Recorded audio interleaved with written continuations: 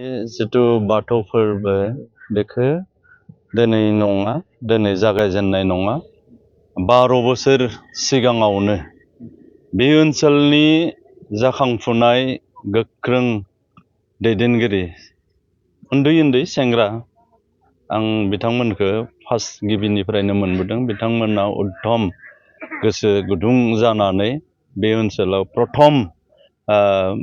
बाथौ फोरबोखौ फालिबोदों। गासै बे ओनसोलनि रायजो राजा गासैबो बिभिन्न दल संगठननि दैदेनगिरि आरो बिभिन्न जाथि जनगोष्ठीनि मानसिफोरा बे माबायाव अनुष्ठानाव जगदान होबोदों आरो दिनै फैयै 12 बोसोर जाफैबाय आरो जों जोबोद गोजोननाय मोनदों। आरो बे सेंग्रा जिथु सरासनस्रायै धोरोमखौ फालिनायखौ जोङो माने बैसोगोरा मानसिफोरा फालियो, खिन्थु बे ओनसोलनि धोरोम फालिनायखौ जोङो इउनिक मोनसे मोनबोदों। सेंग्राफोरानो नेतृत्व होबोदों आरो बिनि थाखायनो प्रत्येकटा प्रग्रामावनो प्रत्येकटा बोसोरावनो मोजाङै बिथांमोना डिसिप्लिनै साक्सेस खालामबोनो हादों। आरो एबारबो 6 दिननि प्रग्राम लानानै खालामदों आरो आं सानो जोबोद मोजाङैनो साक्सेस जागोन। आफा बोराइ बाथौनि अननायाव मोजां सोलिलांगोन, आं बेखौ मिजिंथियो। आरो बयबो जोंनि तामुलपुर ओनसोलजों लोगोसे गासै बाथौ धोरोम सिबिसुला रायजो राजा आरो गुबुन धोरोमनि मानसिफोरा जाहाथे फैनानै जगदान होफायो बे 6 दिननि प्रग्रामाव। बयखौबो आङो नोंथांमोननि चेनेलनि जुगेदि आर'ज गाबदों जाहाथे बयबो बेहाय जगदान होफायो, लैहोर फैनानै बेखौनो आं खावलायो। दिनै जा हाबाफारि 12थि हिरिम्बा बाथौ महामेला जिथु खुंनो लानाय, बेयाव आङो फैनो मोननानै जोबोद गोजोननाय मोनदों आरो आसा थाबाय आं जा हाबाफारियाव दिनै भलिबल जिथु बादायलायनाय, बे बादायलायनायखौ बेखावनो मोननानै जोबोद गोजोननाय मोनदों। जों सानो नै ओनसोलाव तामुलपुर जिल्ला होनना बुंनो थाङोब्ला नैबे हिरिम्बा एबा थागिरखारियाव बाथौ महामेला जोंनिया बोसोरै फालिबाय थानाय जायो। 1 बोसोरनिफ्राय फालिनानै दिनै 12थि सान जाबाय। बे 12थि सानाव आं फैनो मोननानै जोबोद गोजोननाय मोनदों आरो लोगोसेयावनो नैनि रायजो राजाफोरा आरो नै बाथौ महामेलानि जा बानजाय आफाद ओरैबायदि गोख्रों, बिथांमोननि गोख्रोंनि थाखायनो दिनैसिम नैबे बाथौ महामेला बा बाथौ फालिनाय फोरबोआ जोबोद दावगादों आरो दावगाबाय थागोन। बेयो जोंनि बर' हारिखौ बे बाथौ महामेला एबा फालिथायखौ लानानै मोनसे जोंहा बर' हारिया जोंहा खौसेथिं फैगोन आरो खौसे फैखानो नांगोन। आरो धोरोम थाबासो हारियाबो थागोन, हारि थाबासो धोरोमा थागोन। थिग बेबायदिनो बोसोरै फालिबाय थानायखौ नुनो मोनदों। आरोबाव नै देग्लाय जाबायदि हाबाफारि लानानै फालिदों, फैगोन बोसोरावबो बा इयुनावबो जाहाथे बिनि साय देरसिन गाजा गोमजा जाहाथे फालिलांनो हायो, बेखौनो आं इसोर आफा बोराइ बाथौनि सेराव खर' गंग्लायो। आरो बयबो नै फालिनायनि गेजेरजों बयबो जाहाथे गोग्गो साइस्थ' बा मोजां थायो, बयबो अनलायलायनानै खौसे बोसोर फालिलांबाय थानो हाथों, बेखौनो आङो साबायखर थाबाय बे नै ओनसोलनि बाथौ सिबियारिनिसिम। आरो आखा थाबाय फैबाय थानाय दिनावबो जा सानबानि बा 6थि हाबाफारियाव सानफ्रोमबो जाहाथे गाजा गोमजायै जाहाथे मोजाङै फालिलांबाय थानो हायो, बेखिनिखौनो बुंनानै आंनि बुंनो गोनां, नोंथांमोननि खौरां होनो गोनांखौ बेखिनिखौ होनानै आं फोजोबबाय। दिनै हिरिम्बा हालामारि बाथौ फोरबो फालिनो जिहेतु लाहार फाहार खालामनो जिहेतु दिनै नुजाथिफैदों, बेनि समाव गिबियावनो नोंथांमोन गासैबो पर्टेल चेनेलनिसिम आंनि मोजां हामलायनाय थाबाय। जे हिरिम्बा हालामारि बाथौ फोरबो फालिथाय आफादनि बानजायनायाव दिनैनिफ्राय 31 जानुवारिसिम 6 दिननि हाबाफारि लानानै बिथांमोना गोथार बाथौ फालिनो नागिरदों आरो दिनै बिथांमोना 12 बोसोर जाबाय बेवहाय फालिनाया थ' जोंनि तामुलपुर ओनसोलनि बयनिख्रुइ गिदिर माने बाथौ फालिथाय फोरबो होनना बुङोबा जों नैबे हिरिम्बा हालामारिखौ जों बुंनांगोन मानो होनबा नैबे निजदिफिलि एरिया होनना बुङो बेखौ बेवहाय गोबां जोंनि बाथौआरिनि रायजोफोर बेवहाय थायो आरो बृहत मोनसे एरिया बियो जोंनि बर'फोरनि थ' बेवहाय गाजा गोमजायैनो खोब मोजाङै बिथांमोना फालिबोबाय थादों आरो जों मिन्थिगौ जे स्टार्टिंनिफ्रायनो आं दङ बेवहाय दख्लाबसे माने हाजों हमथ'ना माने भारासोमोन लानानै नैबे बाथौ गायसनदोंमोन आरो बिनिफ्रायनो फालिजेननानै दिनै गोबां बिथांमोना उन्नतिबो खालामनो हाबाय दिनै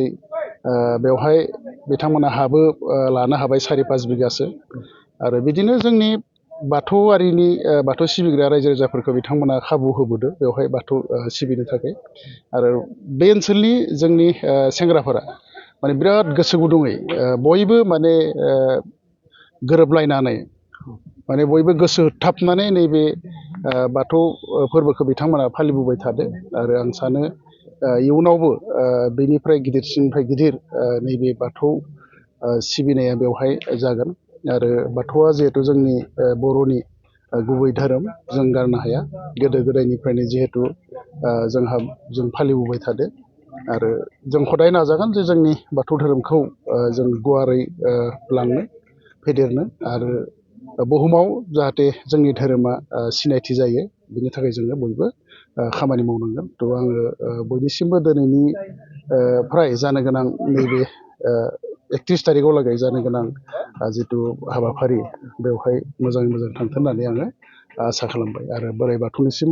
आर'ज गाबबाय जाहाथे जों बयबो बर' फिसा हिसाबै गोजोनै जाहाथे नैबेयाव थांना थानो हायो जों जाहाथे आवगायलांनो हायो बेनि थाखाय आङो बोराइ बाथौनि सेराव आफा इसोरनि सेराव आखाइ खर' गंलायबाय गोजोन्थों। खुलुमबाय। हिरिम्बा हालामारि बाथौ फोरबो फालिथाय आफादा गुबुनफोराव जाबायदि जोङो फालिबोबाय थादों देग्लायबो जोङो 22 जानुवारिनिफ्राय अर्थात दिनैनिफ्राय 31 जानुवारिसिम 6 दिननि हाबाफारि लानानै जोङो मेहेरगोनां जोङो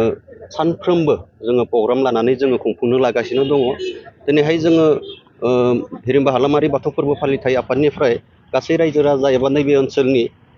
रायजो राजानिसिम जोङो बेखौनो फोरमायहरगोन जे जोंनि जा 6 दिननिया जा प्रग्राम बेवहाय गासैबो रायजो राजाफोरा गुबुन बोसोराव जाबायदि जोंखौ मदद आरो हेफाजाब खालामदों बा लैहोर लैहोर फैनानै जोंनि जा प्रग्रामफोरखौ साक्सेस खालामफैदों बेफोरबायदिनो जोंनियाव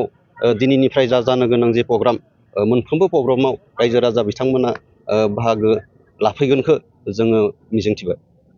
सानबेसेनि हाबाफारि आरो मा हाबाफारि? जोङो 6 दिननि हाबाफारि लादों। 6 दिन जोङो खुंफुंनो थाखाय जोङो दिनैनिफ्राय स्टार्ट खालामदों। जोङो हाबाफारि होननानै बुङोब्ला जोङो सानफ्रोमबो जोङो मा होनगोन कालचार जोंहा माने दङ लोगोसे बेनिफ्राय भलिबल काबादि बिदिनो बिभिन्न माने खेला दुलाफोर लानानै जोङो खुंफुंगासिनो दङ। लोगोसे बेनिफ्राय जोंहा डिजे नाइट जोङो बेफोरबायदि प्रग्रामखौबो लादों। लास्ट दिना जोङो नैबे जिहेथु जोङो सेकेन्ड मंगलबार मा होनगोन बर'नि गोथार सानखौ जोङो फालिदों बाथौ धोरोमखौ बे हिसाबै जोङो धोरोमखौ लोब्बा लानानै जोङो 31 थारिख खालि जोङो गेवलां मेल जोङो लानाय जादों। बे गेवलां मेलाव जोंहा गाहाय आलासि हिसाबै जोङो लिंदों बिटिसिनि चिफ मानगोनां हाग्रामा महिलारि दिनैहाय जोंनि आसाम आयेन आफादनि बुंथिगिरि बिस्वजित दैमारि सार बिथांमोनखौ जोङो लिंनाय जादों। लोगोसे बेनिफ्राय बारग' चिफ मानगोनां प्रमद बर' सार बिथांमोनखौबो जोङो लिंनाय जादों। जिहेतु प्रग्रामा गिदिर हाबाफारि गोबां गाजा गोमजायै खुंनो थाखाय लाहार-फाहार खालामदों सरकार फारसेथिंनिफ्राय नोंथांमोननिसिम जोङो ओरैनोथ' जोङो मा होनगोन सरकारनिफ्राय जोङो बेफोरबायदिनो बायदिसिना स्किमफोर जोंखौ मदद आरो हेफाजाब खालामबोबाय थादों सिगांनिफ्रायनो जोङो 12 बोसोर जाबाय जोङो सरकारनिफ्राय जोङो माने एभेलेबेल मोनाखैबाबो प्रति माने टार्मसावनो जोङो नैबे हिरिमबा हालामारि बाथौ फोरबो फालिथाय आफादा माने जोङो एसेबाबो जों सहाय मोनबोदों दिनैहाय जोङो नैबेयाव जोंहा जिरायसालि गैयामोन जोङो बेफोरखौ मोननो थांदों ओरैजाय बाथौनि जा जोङो माबा बेखौबो जोङो फाउन्डेसन जों बेखौबो एसे लुफुंनानै दोनबाय बेफोरबायदिनो आं आसा खालामो हिरिमबा हालामारि बाथौ फोरबो फालिथायनि सासे आफादगिरि हिसाबै जोंनि दा सोलिबाय थानाय जे सरकार बिथांमोना जोंनि जा आद्रा थानाय जोंहा मन्दिर बेखौ माने आबुङै लुफुंनायाव मदद होगोन जोङो बेखौ मिजिंथिबाय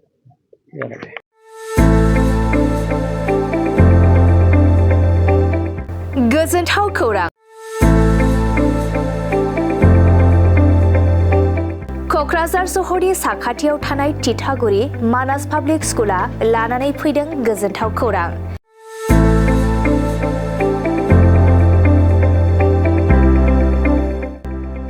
मानास पाब्लिक स्कुला गुन गोनां सोलोंथाइ बोसोरनि नार्सारिनिफ्राय थाखो 9 सिम फरायसा फरायसुलिफोरनि गोदानै 2026-27 मायथाइनि गोदानै मुं थिसननायनि खाबुफोर होगासिनो दं गुन गोनां सोलोंथाइ होनायजों लोगोसे तितागुरि मानास पाब्लिक स्कुलाव basic computer education English speaking environment आरो मोजां सोलोंथाइ गोनां फोरोंगिरिफोर दं फरायसा फरायसुलिफोरनि थाखाय सोलोंथाइ लानायजों गोबां मोजां खाबुफोर दं जेरै योगानि खाबु आरो हिन्जावसा आरो हौवासाफोरनि थानायनि थाखाय सेपारेट हस्टेलनिबो खाबुफोर दं नोंथाङा आबुङै मिथिबावनो थाखाय थोंजोङै नैबे 60008832886000489621 आरो 9101008849 जानबुं नम्बराव खौरां लाहरनो हागोन